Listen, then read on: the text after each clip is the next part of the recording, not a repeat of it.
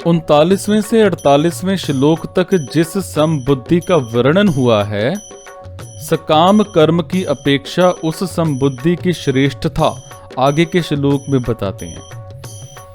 बुद्धि योग मतलब समता। बुद्धि योग की अपेक्षा सकाम कर्म दूर से अत्यंत ही निकृष्ट है। अतः हे धनंजय, तू बुद्धि समता का आश्रय ले, क्योंकि फल के हेतु बनने वाले अत्यंत दीन हैं। बुद्धि योग अर्थात समता की अपेक्षा सकाम भाव से कर्म करना अत्यंत ही निकृष्ट है। कारण कि कर्म भी उत्पन्न और नष्ट होते हैं और उन कर्मों के फल का भी संयोग और वियोग होता है, परंतु योग समता नित्य है, उसका कभी वियोग नहीं होता, उसमें कोई विकृति नहीं आती। अतः समता की अपेक्षा सकाम कर्म अत्यंत ही निकृष्ट है। संपूर्ण कर्मों में समता ही श्रेष्ठ है। समता के बिना तो मात्र जीव कर्म करते ही रहते हैं और उन कर्मों के परिणाम में जन्मते मरते और दुख भोगते रहते हैं। कारण कि समता के बिना कर्मों के उद्धार करने की ताकत नहीं है। कर्मों में समता ही कुशलता है। अगर कर्मों में समता नहीं होगी तो शरीर में अहंता ममता हो जाएगी और शरीर में अहंता ममता होना ही पशु बुद्धि है। भगवद में शुकदेव जी ने राजा परीक्षित से कहा है, हे राजन, अब तुम ये पशु बुद्धि छोड़ दो कि मैं मर जाऊंगा। जैसे प्रकाश और अंधकार कभी समक्ष नहीं हो सकते, ऐसे ही बुद्धि योग और सकाम कर्म भी कभी समक्ष नहीं हो सकते। इन दोनों में दिन रात की तरह महान अंतर है। कारण कि बुद्धि योग तो परमात्मा की प्राप्ति कराने वाला है और सकाम कर्म जन्म मरण देने वाला है। तू बुद्धि समता की शरण ले। समता में निरंतर स्थित रहना ही उसकी शरण लेना है। समता में स्थित रहने से ही तुझे स्वरूप में अपनी स्थिति का अनुभव होगा। कर्मों के फल का हेतु बनना अत्यंत निकृष्ट है।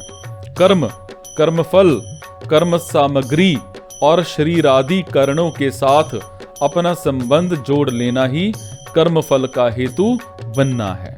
अतः भगवान ने 47वें श्लोक में कर्मों के फल का हेतु बनने में निषेध किया है। कर्म और कर्म फल का विभाग अलग अलग है और इन दोनों से रहित जो नित्य तत्व है उसका विभाग अलग है। वो नित्य तत्व अनित्य कर्म फल के आश्रित हो जाए, इसके समान निकृष्टता और क्या होगी। योग की अपेक्षा कर्म दूर से ही निकृष्ट है, अर्थात कल्याण कारक नहीं है।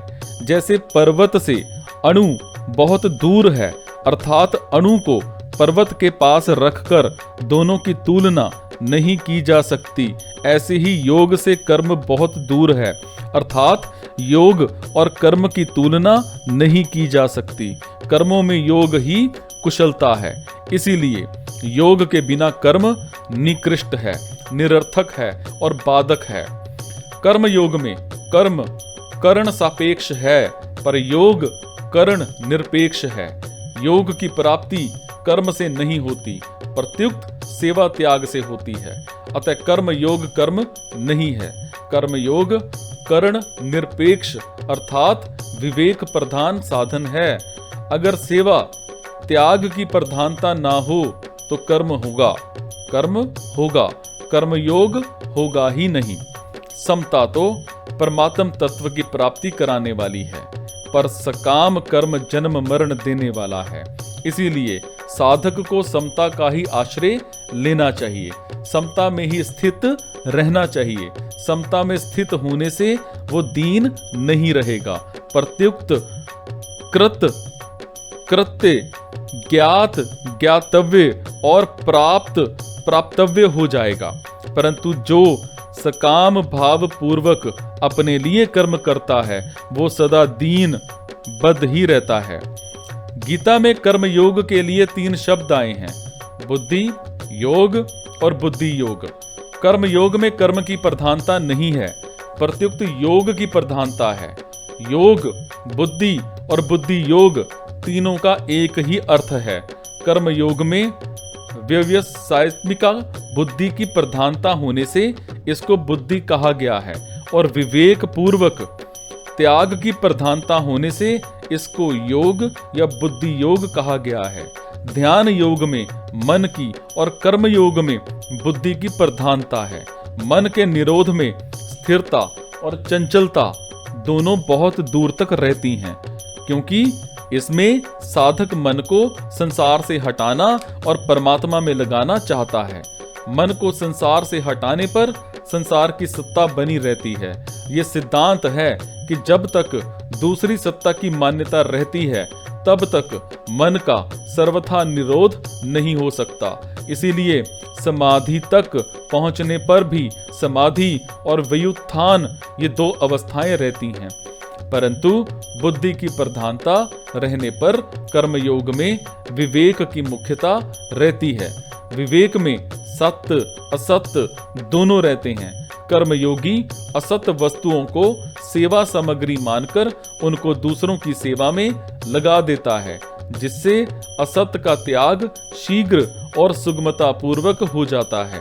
मन का निरोध करना निरंतर नहीं होता, प्रत्युक्त समय समय पर और एकांत में होता है, परंतु व्यवसायत्मकता का बुद्धि अर्थात बुद्धि का एक निश्चय निरंतर रहता है।